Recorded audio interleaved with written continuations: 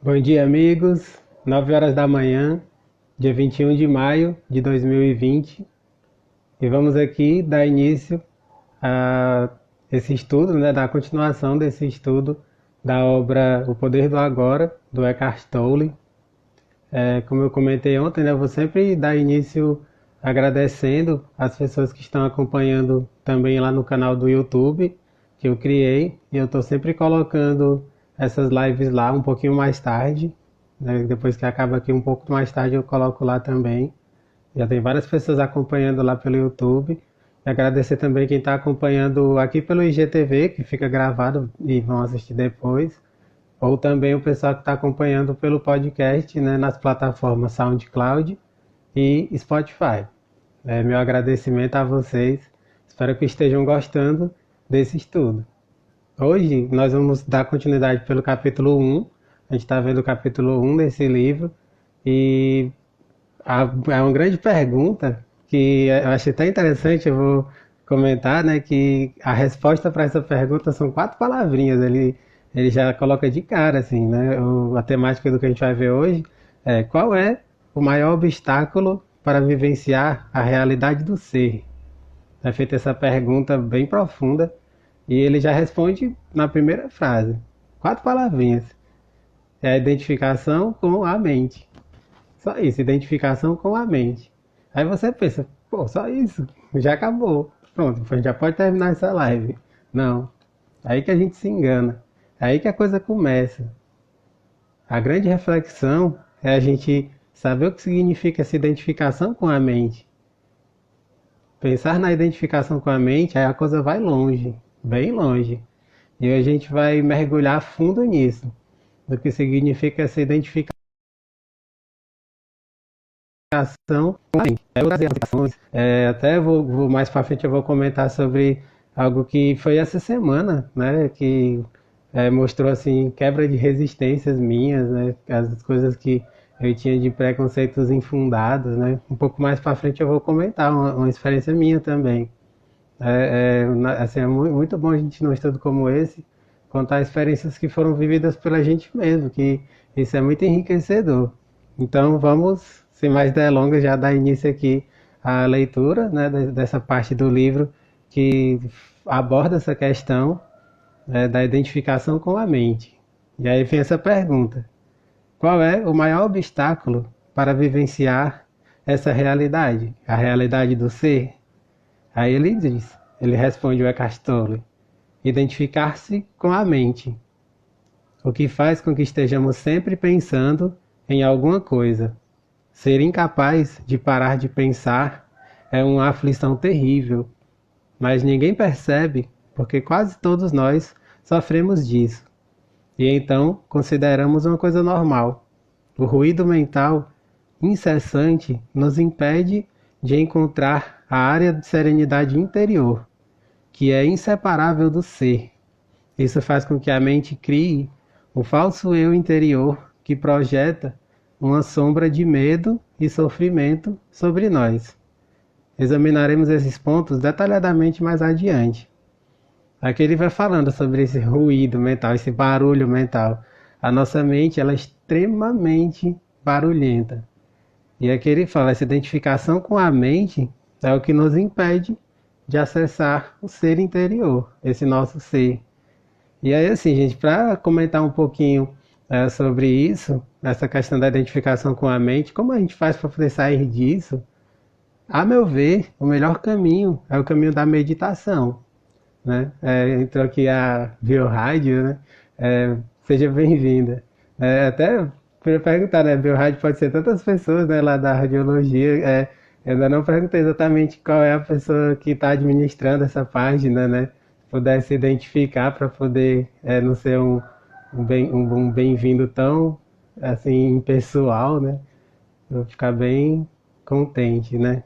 Enfim, né? É o que eu estava falando sobre a meditação, né? O caminho da meditação é o melhor caminho, né, para você conseguir chegar até o ser, identificar realmente o ser e se conectar com ele, né? E aí tem muitos caminhos de meditação, gente.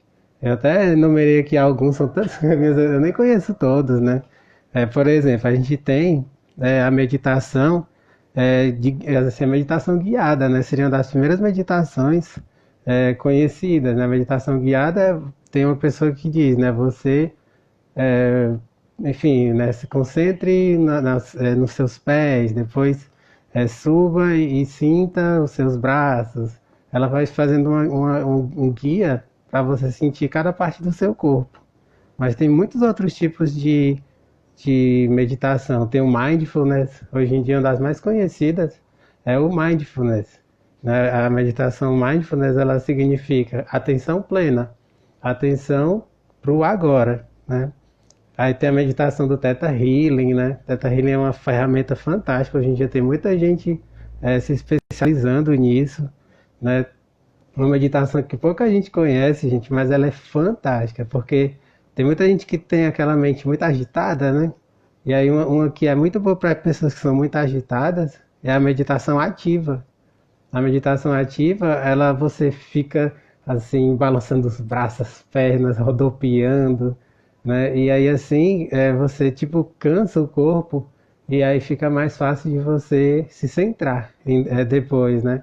Um dos grandes propagadores dessa meditação foi o Osho, né? O Osho foi um grande místico, um grande pensador do século XX, né? E aí, assim, ele tem um trabalho lindo, assim. Eu já escrevi um monte de textos me inspirando nas palavras dele, do Osho.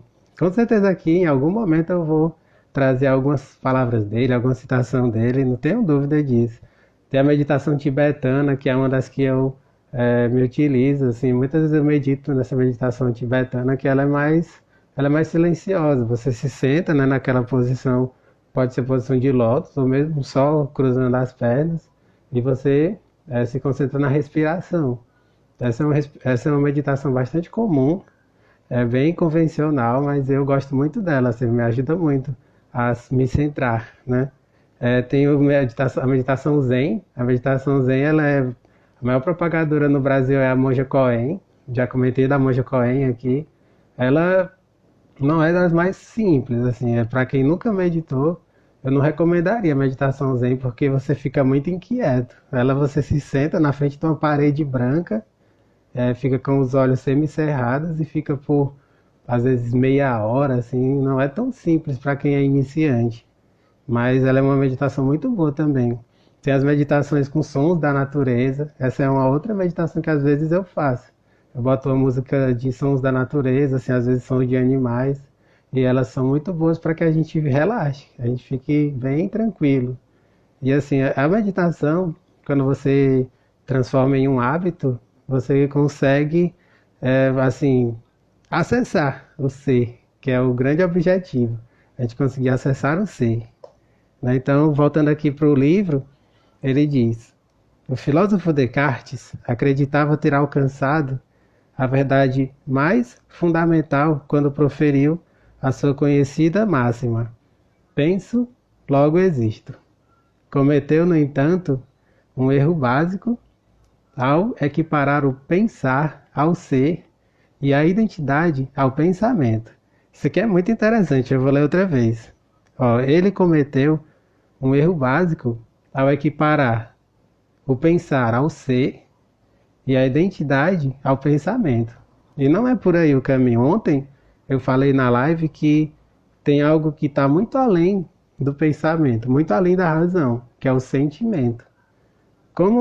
Mas é compreensível, gente. Eu vou explicar por que é tão compreensível ele ter falado isso. Porque o Descartes, ele foi um dos maiores filósofos racionalistas. O tempo que ele viveu, que foi a modernidade, os grandes filósofos eram todos racionalistas. Ele é do tempo do Kant, do Hegel, essa galera que é super racional. Já pensou? Ele num debate com o Kant, por exemplo? Meu Deus! Então, era um pessoal que se voltava muito só para a mente, para a cabeça, mas o sentimento ficava de lado. Então, é muito compreensível que ele fale isso. Mas a gente já está mais evoluído, a gente sabe que o sentimento vai muito mais além. Eu sugeri um vídeo do Eduardo Marinho que tem como título, né? O que a razão não alcança. O sentimento vai muito além. A razão não consegue alcançar o nosso sentimento, a nossa intuição. Então, foi um erro que ele cometeu, mas é um erro que a gente consegue meio que driblar, né? E assim, absorver o que ele tem de bom, porque ele tem muita coisa boa. Eu já li assim, a obra-prima dele, né, que é o Discurso do Método. Foi um dos livros que eu amei, assim, ter lido dele. Vou ler outros mais para frente. É um cara muito bacana, o Descartes, gente. Até porque a matemática, muita coisa da matemática foi ele que foi o precursor, né? Aquela coisa da geometria, do plano cartesiano. Foi tudo coisa dele. Então é um cara realmente revolucionário. Aí continuando aqui a leitura do livro. O pensador compulsivo, ou seja, quase todas as pessoas, vivem em um estado de aparente isolamento em um mundo povoado de conflitos e problemas. Um mundo que reflete a fragmentação da mente em uma escala cada vez maior. A iluminação é um estado de plenitude, de estar em movimento, quer dizer, de estar em uma unidade e, portanto, em paz. Isso aqui, essa frase, ela é muito interessante. Ela diz, né, a iluminação é um estado de plenitude, de estar em unidade e, portanto, em paz. Eu, que sou psicanalista, um dos grandes teóricos que eu estudo é o Carl Jung.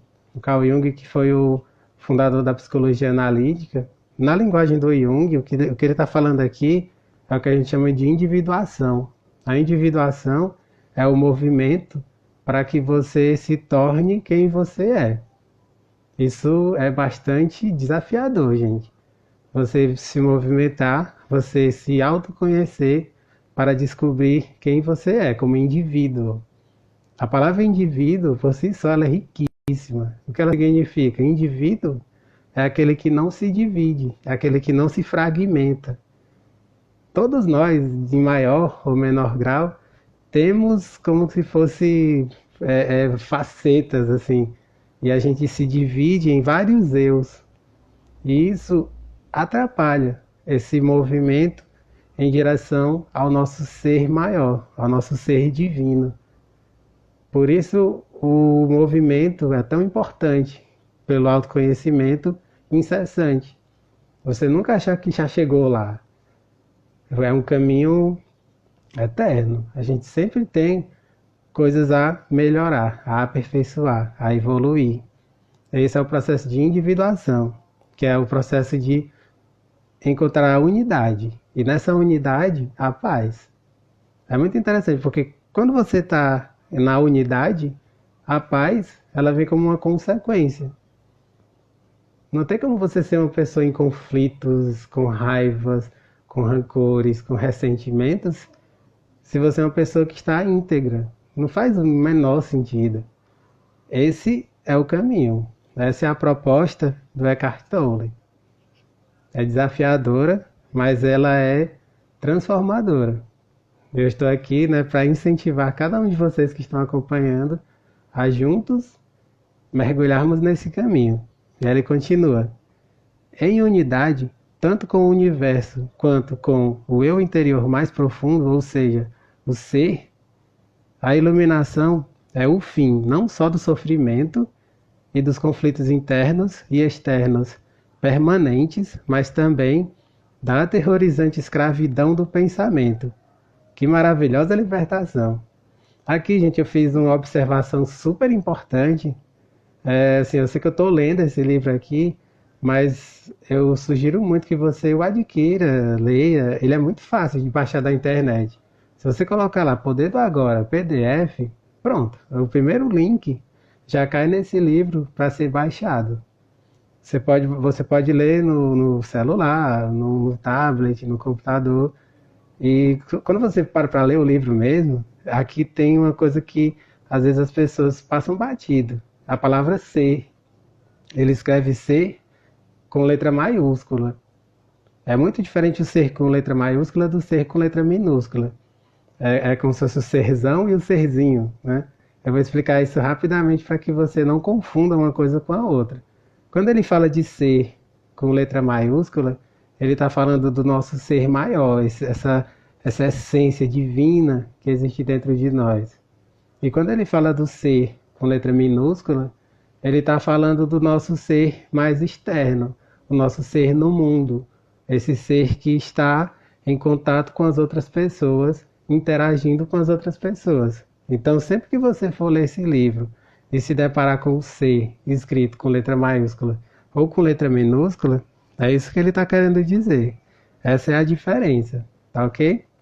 Então, vamos continuar. Ele diz assim, ó: se nos identificamos com a mente, criamos uma tela opaca de conceitos, rótulos, imagens, palavras, julgamentos e definições que bloqueia todas as relações verdadeiras.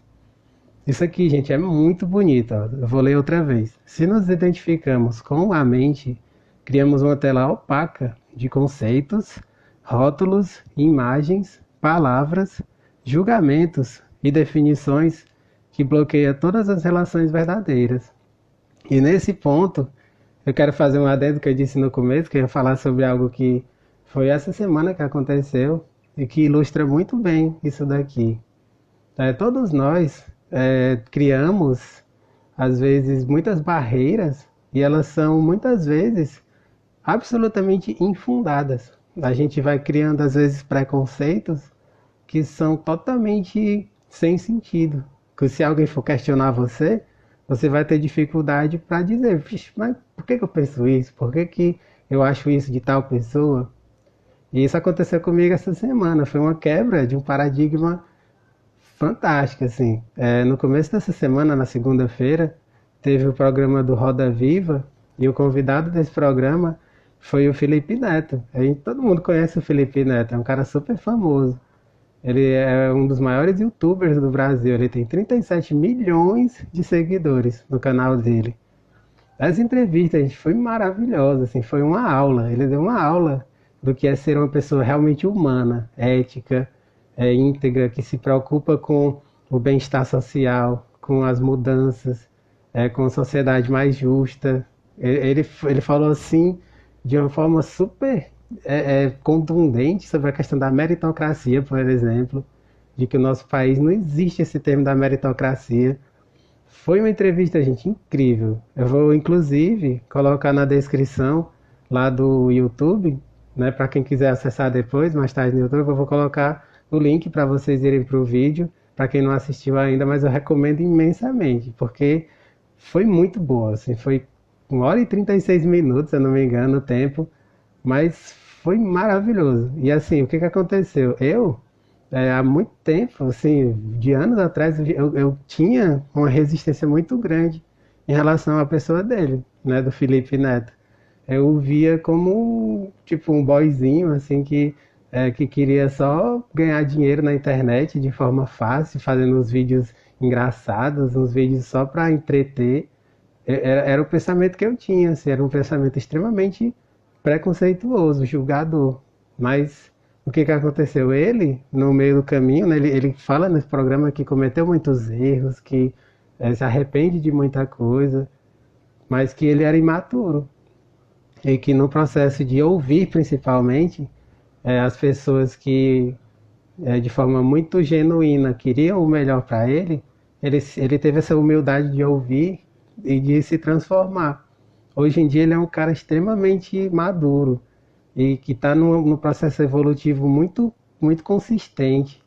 E nossa, é muito bonito de ver isso, porque é genuíno, a gente sente que ele realmente quer ser uma pessoa melhor. Então, todo esse preconceito que eu tinha, essa resistência que eu tinha, caiu por terra. Hoje em dia eu admiro demais o Felipe Neto e que ele cresça ainda mais, assim, o meu desejo é que o trabalho dele se expanda ainda mais, porque ele é um cara genial, ele é um cara que tem potenciais imensos e pode contribuir muito para esse novo mundo que está aos pouquinhos sendo construído. Então, aqui eu queria dar esse depoimento, né, porque eu sei que pode ajudar muita gente a gente reconhecer que tem dentro de nós, às vezes, preconceitos totalmente infundados. Esse era um preconceito totalmente infundado que eu tinha. Eu nunca parei nem para assistir vídeos dele e eu ficava pensando esse tipo de coisa. Mas quando eu assisti esse programa do Roda Viva, isso mudou assim completamente. Você que não assistiu ainda, procure, vá lá no YouTube, Basta colocar lá Roda Viva, Felipe Neto, que você vai chegar nesse vídeo dele, você vai cair nesse vídeo dele. Né? Então, voltando aqui para o livro, né, diz o seguinte: essa tela se situa entre você e o seu eu interior, entre você e o próximo, entre você e a natureza, entre você e Deus. É essa tela de pensamentos que cria uma ilusão de separação, uma ilusão de que existe você e um outro totalmente à parte. Esquecemos o fato essencial de que, debaixo do nível das aparências físicas, formamos uma unidade com tudo aquilo que é. Por esquecermos, quero dizer que não sentimos mais essa unidade como uma realidade evidente por si só. Podemos até acreditar que isso seja uma verdade, mas não mais o reconhecemos como verdade. Isso aqui é muito interessante de falar, acreditar que uma coisa é verdade, mas não reconhecer que é verdade. Acreditar pode até trazer conforto. No entanto, a libertação só pode vir através da vivência pessoal. Isso que eu falei se encaixa perfeitamente aqui sobre esse preconceito que eu tinha, né? Essa coisa pré-concebida, né? Porque preconceito significa isso. Antes mesmo de saber o que é a realidade, né, de uma pessoa, eu já ficava colocando o meu pensamento torto, digamos assim, né? E aí, assim, só através da vivência, de você se abrir para realmente saber o que aquilo é de fato, o que é na realidade, é que você pode mudar desse reconhecimento, né? O reconhecimento é isso. A própria palavra reconhecimento seria conhecer de novo, né? Você passar mais uma vez por aquilo. Não se prender simplesmente na primeira vez e sumir. É você olhar de novo. E esse olhar de novo com mais atenção. Esse olhar com mais atenção você vai conseguir saber o que é a realidade daquilo. É muito interessante isso daqui, gente. Muito profundo o que ele está falando. Né? E aí, continuando aqui a leitura. Pensar se tornou uma doença. A doença acontece quando as coisas se desequilibram. Por exemplo, não há nada de errado com a divisão e multiplicação das células no nosso corpo humano. Mas, quando esse processo acontece sem levar em conta o organismo como um todo, as células se proliferam e se tornam doença. Isso daqui, gente, é muito profundo. Esse parágrafo eu poderia passar horas falando sobre ele, mas eu vou simplesmente pincelar, porque isso aqui, nesse livro mais para frente, ele aprofunda muito, assim, ele aprofunda imensamente essa coisa das doenças, do desequilíbrio no corpo, porque isso é o que eu, que estudo muito essas coisas, é o que a gente chama de metafísica da saúde. A metafísica da saúde, ela explica de forma muito profunda, através de ciências milenares, de onde surgem as doenças no nosso corpo. E como que acontece esse desequilíbrio que geram as doenças, que causam as doenças.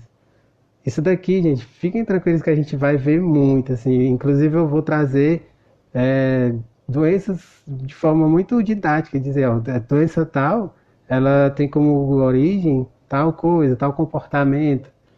A gente vai ver muito isso. Até antecipando um pouco, né, caso você tenha interesse de já, desde esse momento, ir se aprofundando nisso, conhecendo um pouco mais. A meu ver, no Brasil, a pessoa que mais fala disso com maestria é uma criaturinha chamada Cristina Cairo.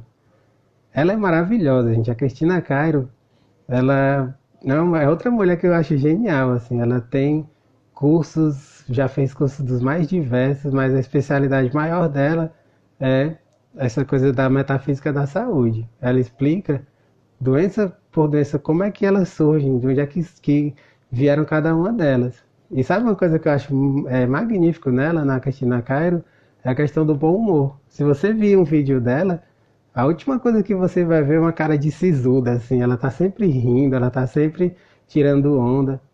A meu ver, né, e a gente também vai falar muito sobre isso aqui, a meu ver, o caminho da espiritualidade, quem quer se tornar uma pessoa melhor, uma pessoa mais evoluída, Não pode fazer isso de forma sisuda, assim, aquela pessoa que tá sempre séria, não ri, não brinca. Você vai estar, na realidade, atrapalhando o seu processo dessa maneira, porque a frequência da alegria, a frequência do bem-estar, é exatamente a frequência da saúde. Se você se torna uma pessoa feliz, uma pessoa alegre mesmo assim no seu dia, as suas células elas vão responder da mesma forma. Quando a gente está nessa vibração da alegria, todas as células do nosso corpo, elas entendem dessa forma. As células, gente, elas são inteligentes. Cada célula do nosso corpo é um ser vivo. E se você está numa vibração de alegria, é como se elas respondessem, ó, oh, ele está alegre, então vamos funcionar bem. É muito bonito isso, gente, mas isso são cenas dos próximos capítulos. A gente vai se aprofundar nisso em outras lives, ok? E aí ele continua. Se for usada corretamente, a mente é um instrumento magnífico. Entretanto, quando a usamos de forma errada, ela se torna destrutiva. Para ser ainda mais preciso, não é você que usa a sua mente de forma errada. Em geral, você simplesmente não usa a mente. É ela que usa você. Essa frase ela é genial, gente. Em geral, você simplesmente não usa a mente. É ela que usa você. Essa é a doença. Você acredita que é a sua mente. Eis aí o delírio. O instrumento se apossou de você. Nessa parte, gente, eu vou fazer mais um parêntese sobre a importância de você buscar qualquer tipo de terapia. Existem milhares de tipos de terapias diferentes. E quando ele fala, né, você simplesmente não usa a sua mente, é ela que usa você, o que ele está querendo dizer com isso? São as nossas travas, os nossos medos, as nossas fobias, os nossos vícios, os nossos padrões repetitivos. Tudo isso é a nossa mente sendo usada. Tipo assim, a gente está sendo, tipo, seguindo um piloto automático. A gente não tem consciência daquilo que está fazendo. E esse piloto automático, desses padrões, que simplesmente fazem com que a gente fique repetindo coisas que às vezes a gente sabe que são até prejudiciais para nós. Um exemplo disso é o vício em álcool, por exemplo, né? O vício em álcool. A pessoa que bebe assim todos os dias e bebidas extremamente alcoólicas, uísque, essas coisas, às vezes ela sabe que aquilo ali está prejudicando o corpo dela, mas ela não consegue parar. E aí, ela tem domínio sobre a mente dela? Não. Tipo assim, a mente está sendo totalmente dominada, né? E aí a gente precisa trabalhar isso de alguma forma. Quando você busca uma terapia, você vai na raiz dessas questões. Por isso que eu sempre vou insistir aqui, gente. A terapia é muito importante. O que eu estou fazendo aqui, é até importante falar isso. Isso daqui não é terapia, gente. Eu estou fazendo um estudo no qual eu falo sobre uma série de coisas de psicologia, de psicanálise, de meditação, entre outras coisas. Mas a terapia é algo muito pessoal, onde você coloca os seus dramas para fora. Aquilo que lhe aflige, você coloca para fora de forma individual. E um terapeuta, ele é especializado na escuta. À medida que ele escuta o que você diz, ele vai na mosca, naquilo que precisa ser trabalhado. Então, eu faço aqui, né, encerrando essa primeira parte, né, do livro, né, dessa que a gente vai ver hoje, é preciso se abrir, é preciso a gente se permitir esse processo de tratar as nossas questões que estão arraigadas e que precisam de mudança, né? E aí depois ele vai para uma outra pergunta, onde a gente vai ainda mais fundo nessa questão, certo? Só tomar uma aguinha aqui e a gente continua.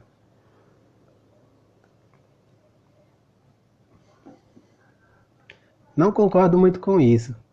É verdade que penso muito sem um objetivo definitivo, como a maioria das pessoas, mas ainda posso escolher como usar a minha mente para ter e conseguir coisas, e faço isso o tempo todo.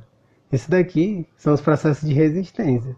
Essa pergunta, como eu comentei antes, ele fez a partir de inúmeras palestras que ele fez pelo mundo afora. E aí as pessoas elas contrapõem logo, elas ficam dizendo, não, eu tenho controle sobre a minha mente. não é bem por aí. E aí ele vai responder de forma genial, como sempre. A resposta da Castole. Só porque podemos resolver palavras cruzadas ou construir uma bomba atômica, não significa que estejamos usando a mente. Assim como os cães adoram mastigar ossos, a mente adora transformar dificuldades em problemas. Essa frase é incrível, gente. A mente adora transformar dificuldades em problemas. Aqui eu até faço um adendo sobre uma das áreas da psicologia que eu também leio, que eu estudo, que é a psicologia positiva. A psicologia positiva ela se desenvolveu nos últimos anos, acho que tem um pouco mais de 10 anos que ela vem se aprofundando, com um carinha chamado Martin Seligman. Não sei se é assim que pronuncia, né? Acho que é Seligman. É Martin Seligman. A psicologia positiva. E ela fala muito sobre a gente não se focar nessas palavras que são muito negativas. A palavra problema, quando você fala problema, é uma palavra muito pesada. E a psicologia ela nos ensina, né, a psicologia positiva, que a gente trocando essa palavra problema por desafio, tudo fica mais leve. Perceba como isso é verdade. Você está falando lá do eu tenho um problema, né? Aquela coisa assim, parece que pesa uma tonelada. Mas quando você diz eu tenho um desafio, isso já lhe impulsiona. O que é um desafio? É uma coisa que você quer resolver. Que você vai, assim, mexer todos os pauzinhos para você resolver aquilo. Isso é super bonito. Assim como com essa palavra problema, isso pode ser levado para um monte de outras palavras que a gente utiliza no dia a dia, que são muito pesadas e que geram resistência. Então, fica esse adendo aqui bem legal. Continuando. É por isso que ela resolve palavras cruzadas e constrói bombas atômicas. Mas essas coisas não interessam a você. Pergunta então: você consegue se livrar da sua mente quando quer? Já encontrou o botão do desliga? Essa pergunta é muito legal. Ele simplesmente joga no ar essa pergunta. Você consegue encontrar o botão do desliga? Nenhum de nós consegue. A gente achar que tem um botãozinho que você vai lá e aperta e desliga a sua mente, não dá. A nossa mente ela é incessante. Até quando a gente dorme, quando a gente está dormindo, a nossa mente está trabalhando nossos sonhos, né? Os nossos, assim, aquela parte do inconsciente, né? Da nossa psique que vai para fora, né? Do quando a gente está inconsciente, quando a gente está no sono, nesse sono profundo. A nossa mente está trabalhando, gente. E assim, não adianta você achar que tem um botãozinho que você vai lá, aperta e desliga a mente. Eu já falei um pouco no início aqui, uma das formas que ajuda muito a essa mente ela não ser tão barulhenta é a meditação. Quando você faz algum tipo de meditação, não é que ela seja um botão, mas ela é um mecanismo muito poderoso para que a gente relaxe, a gente fique mais sereno. E dessa forma tenha um certo controle, digamos assim, mental. E aí ele parte para uma nova pergunta, e é a partir daí que a gente vai assim, se encaminhando aqui para o final dessa nossa reflexão, dessa nossa live de hoje, que diz assim: a ideia é parar de pensar completamente? Não, não consigo, a não ser por 1 ou 2 segundos. A maioria das pessoas falam isso, né? Essa aqui é outra pergunta, né? Você parar de pensar completamente, não é por aí, gente, o caminho. Não é você dizer que parou de pensar. Ninguém consegue isso. A nossa mente, ela tá pensando direto, assim. Tem até altos estudos que dizem que a gente tem, no mínimo, em torno de 60 mil pensamentos por dia. Eu acho que chega a ser mais do que isso. Eu acho que 60 mil é um número pequeno, assim, para falar sobre os nossos pensamentos ao longo de um dia. E aí o que ele responde, não é, Castole? Então, é porque a mente está usando você. Estamos tão identificados com ela que nem percebemos que somos seus escravos. É quase como se algo nos dominasse sem termos consciência disso e passássemos a viver como se fôssemos a entidade dominadora. A liberdade começa quando percebemos que não somos a entidade dominadora, o pensador. Saber disso nos permite observar a entidade. No momento em que começamos a observar o pensador, ativamos um nível mais alto de consciência. Começamos a perceber então que existe uma vasta área de inteligência além do pensamento e que este é apenas um aspecto diminuto da inteligência. Percebemos também que todas as coisas realmente importantes, como a beleza, o amor, a criatividade, a alegria e a paz interior, surgem de um ponto além da mente. É quando começamos a acordar. Essa parte aqui, gente, que ele fala sobre as coisas realmente importantes e você olhar, né, você observar o pensador. Aqui no livro está até em itálico essa parte, observar o pensador, porque isso é o mais importante, que é inclusive o que a gente vai ver amanhã, quando a gente der continuidade a esse estudo. A gente vai falar muito sobre esse processo de observar o pensador. E aí ele fala as coisas realmente importantes, elas estão muito, muito além do pensamento, do próprio pensamento em si. Ele cita a beleza, o amor, a criatividade, a alegria e a paz interior. A prova, gente, de que isso aqui ela é algo muito mais além do que o próprio pensamento, é que se você pensar em cada uma dessas palavras, assim, individualmente, ela gera inúmeras reflexões. A gente tem livros, eu até fiz uma observação aqui sobre isso, a gente tem livros e livros para cada uma dessas palavras. Se você pegar beleza, por exemplo, existe um livro com esse título. Sabia? Acho que pouca gente sabe disso. Tem um livro cujo título é Beleza, de um autor que, assim, infelizmente ele faleceu, acho que foi no final do ano passado, o Roger Scruton. Ele tem um livro incrível, eu não li esse livro ainda, eu li só trechos dele, mas é magnífico. Um livro com esse título, Beleza. Amor. Amor, a gente tem milhões e milhões de livros, de músicas, né, de peças de teatro, só falando sobre isso, sobre amor. Criatividade. Criatividade tem até em livrarias uma seção só para isso, seção criatividade, né? Alegria. Existem inúmeros livros falando sobre alegria. Como eu comentei sobre beleza, tem até um livro cujo título é Alegria. O nome do livro é Alegria, de um autor que eu já citei hoje aqui, que é o Osho, o místico oriental indiano Osho. Um dos livros dele tem esse título, Alegria. E paz interior. Tem um montão de livros que falam sobre paz interior, que tem esse nome paz no título. O Dalai Lama, por exemplo, ele tem mais de um livro assim que tem esse nome paz, né, no título. Então são coisas extremamente amplas. Se existem livros e livros para falar de cada uma dessas coisas individualmente, aí você vê que elas são muito além do que somente a mente, o pensamento. Elas estão no campo do sentimento, né, no campo da intuição e muitas outras coisas. É muito bacana a gente pensar sobre isso, né? E assim, antes da gente concluir, eu queria comentar, né, coisa que eu já comentei um pouco, né? Não tão detidamente nas lives anteriores, a gente está só começando, né? Hoje é o nosso quarto dia, né? Nossa quarta live.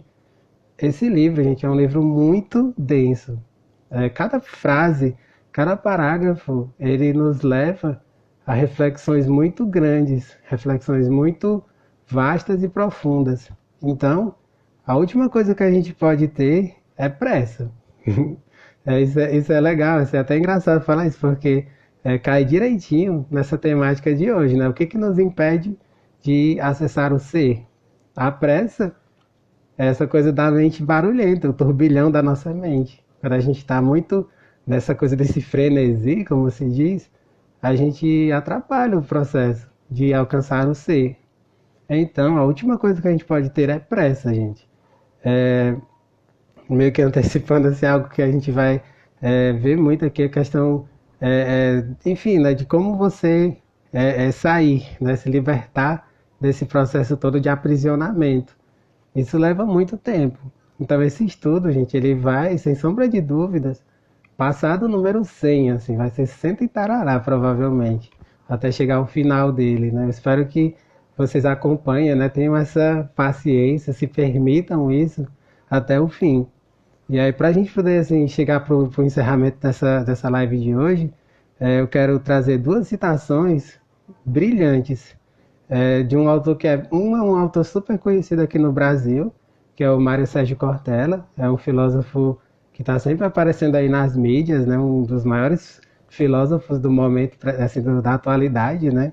É uma frase do Mário Sérgio Cortella e uma outra frase de um autor chamado Chris Widener.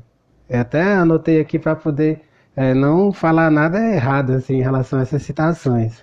A citação do Cortella diz o seguinte: é sobre um grande autor, né, um dos maiores mestres do renascentismo, que é o Michelangelo. É uma citação que ele fala sobre o Michelangelo. Diz o seguinte: ao ser perguntado sobre como fizera a escultura de Davi, com quase 4,5 metros em um só bloco de mármore, guardada na Academia de Belas Artes de Florença, ele disse: foi fácil. Fiquei um bom tempo olhando o mármore, fiquei um bom tempo olhando o mármore até enxergar nele o Davi. E aí depois ele tirou tudo que não era o Davi. Ou seja, isso aqui é muito legal, gente, porque o que, que ele está falando aqui, o Cortella?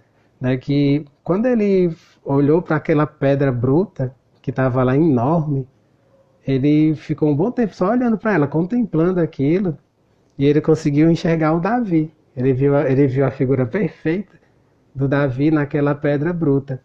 E aí, depois que ele viu esse Davi, essa perfeição, né, do Davi, ele retirou tudo aquilo que não era o Davi.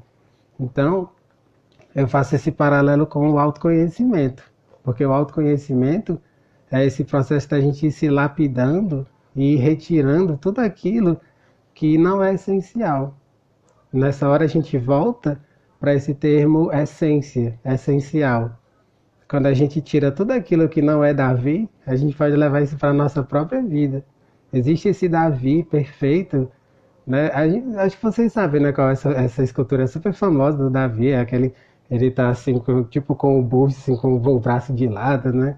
E aí é lindo, assim, é uma coisa que você fica embasbacado quando olha, né? 4,5 metros de altura, e aí enfim, chegou naquela perfeição por conta de acreditar, né? E essa outra citação que eu vou falar aqui fala muito sobre essa questão de você acreditar, de você saber que aquilo ali vai chegar no seu objetivo, né? E aí que a gente consiga, com muita paciência, ir nos desculpindo. Eu já fiz esse paralelo, tem outros podcasts, né, que eu gravei antes, em textos que eu escrevi, que nós somos como esse Davi, a gente está o tempo todo se auto-esculpindo, é como se a gente pegasse a nós mesmos e ficasse nos desculpindo para nos aperfeiçoarmos. Inclusive essa palavra, gente, é linda também, aperfeiçoamento. O aperfeiçoamento é o processo de a gente ir chegando à perfeição. A perfeição é aquilo que é feito por completo. Grave bem essas palavras. Não existe ninguém perfeito. Existem pessoas em processo de aperfeiçoamento. Todos nós estamos nesse planeta no processo de aperfeiçoamento, mas jamais seremos perfeitos. Porque se nós fôssemos perfeitos, não faria nem sentido a gente estar nesse planeta, encarnado nesse planeta. Então fica essa reflexão muito bonita do Mário Sérgio Cortella. E a outra citação é tão bonita quanto essa. Eu vou ler aqui para vocês e até antecipando, gente, que eu vou colocar essas citações na íntegra lá no YouTube, né, na descrição do YouTube. E aí seria muito bacana vocês darem uma passadinha lá depois, porque facilita, né? Se você quiser compartilhar nas redes sociais, se você quiser anotar, fica muito mais fácil você já tendo o texto lá prontinho, né? Eu vou colocar na descrição lá do YouTube, tá ok? Diz o seguinte, a citação do Chris Widener: o sucesso, às vezes, leva anos para chegar, e eventualmente, anos e anos. Ele gigante tem mais de 4 metros de altura. Como disse, o Michelangelo levou 28 meses para esculpir a estátua, do começo ao fim. Isso significa cerca de 15 centímetros por mês, ou menos de 4 centímetros por semana. A bem-sucedida conclusão do Davi por Michelangelo foi lenta. Mesmo assim, ele sabia que o tempo e a paciência investidos valeria muito a pena. A vida também é assim. Na maior parte das vezes, o sucesso é resultado de ações metódicas feitas ao longo do tempo. Você acha que o Michelangelo parava todos os dias, depois de completar um pouquinho do Davi, e dizia a si mesmo: eu nunca vou terminar isso, já devia estar mais adiantado? Ou acha que ele mantinha a mente confiante de que aos poucos ia completando a sua obra-prima e que logo ela estaria pronta? Chris Widener. Essa citação, gente, é linda e, inclusive, ela fala sobre o que pouca gente sabe, o processo de construção dessa obra magnífica que é o Davi, de Michelangelo, né, que está lá nessa academia de Florença, né, como eu comentei. Ele levou, gente, 28 meses. 28 meses é 2 anos e 4 meses, né? 2 anos e 4 meses. Se você for passar isso para semanas, é 4 centímetros por semana. Ou seja, 4 centímetros é um polegar, assim, duas falanges do meu dedo. Já pensou você fazer isso em uma semana? 4 centímetros em uma semana? É preciso ter muita confiança, é preciso ter muita certeza de que aquilo está indo para o lugar certo. E aí, por que eu estou falando tudo isso? Para falar que o nosso processo do autoconhecimento é devagarinho, é cada dia a gente vai se esculpindo um pouquinho, assim, e nos aperfeiçoando. Esse processo da gente chegar ao ser, né, de a gente conseguir acessar o ser, é esse processo de ir nos esculpindo um pouquinho a cada dia. E aí, só para encerrar, eu vou voltar para a primeira frase, que foi dita pelo Eckhart Tolle. Qual é o maior obstáculo para vivenciar essa realidade? É a identificação com a mente. A identificação com a mente é essa coisa de querer tudo para ontem. A gente querer que tudo já se resolva, assim, num piscar de olhos, num estalar de dedo. Mas as coisas não funcionam desse jeito. Por isso que, assim, só para a gente concluir, de fato, eu vejo como a gente às vezes se engana, né? Ele responde essa pergunta aqui inicial com 4 palavrinhas: a identificação com a mente. Aí a gente está vendo como a identificação com a mente é algo muito sorrateiro, é uma coisa que às vezes é muito, assim, é desafiador, como eu diria, né? Que a gente, como eu comentei aqui, a questão dos desafios. É super desafiador, mas é muito bonito ao mesmo tempo. Vale muito a pena, a gente fazer esse mergulho para a gente ir nos esculpindo e dessa forma a gente conseguir acessar esse ser. Pois é, espero que tenham gostado dessa reflexão. Gente, na live de amanhã a gente vai dar continuidade nesse processo de como a gente se libertar desse aprisionamento, né? E aí a gente vai falar muito, até estou lendo aqui para poder falar direitinho para vocês, esse processo da observação desse pensador, observar o pensador. Aí a gente vai dar continuidade, né, todas as reflexões. Espero que tenham gostado, gente. Só mais uma vez falando que vocês, se quiserem ir além, né, e pegarem essas citações, aquilo que eu falei aqui, vão lá no YouTube que eu vou colocar tudo isso na descrição de lá. E até peço assim a gentileza, gente, de vocês se inscreverem no canal, né, que o canal agora que começou e às vezes o mais difícil é você chegar nos primeiros 1000 seguidores, né? O maior desafio de qualquer canal de YouTube é conseguir os primeiros 1000 seguidores, porque o YouTube tem dessas coisas. O algoritmo do YouTube, quando ele vê um canal com poucos seguidores, ele despreza, como se fosse um canal qualquer. Então eu peço isso de vocês, gente, que se inscrevam no canal, convidem outras pessoas, porque para poder a gente conseguir chegar nesse algoritmo que sugere, né, o canal para que outras pessoas conheçam. Então é só isso que eu peço de vocês, encarecidamente que vocês se inscrevam no canal, convidem outras pessoas para poder a gente conseguir bater essa meta, né, dos 1000 seguidores. Passando dos 1000 seguidores, a coisa começa a fluir naturalmente, assim, para a chegada de mais gente, de mais pessoas para acompanharem esse estudo. Espero que tenham gostado, né? E vamos ainda muito longe nesse processo. Sim, aqui a BioRádio ela perguntou sobre o link do livro, né? Eu posso colocar, gente. Eu vou colocar o link do livro lá no vídeo do YouTube, tá certo? Aí vocês quiserem acompanhar depois, eu vou colocar o link para baixar esse livro, né? Lá nesse vídeo de hoje, lá no YouTube, certo? O canal do YouTube é Isaías Costa, né? Basta colocar lá, né? Canal Isaías Costa, que você vai cair exatamente nesse aqui. Tem a minha foto lá, que fica bem fácil de identificar. É um dos primeiros que aparece, né? Então é isso, gente. Espero que tenham gostado dessa reflexão de hoje, dessa live de hoje, que a gente abordou bastante essa questão do que impede o acesso ao ser. E amanhã vamos dar continuidade a esse estudo falando sobre o pensador, né? Observar o pensador. Um grande abraço e até amanhã.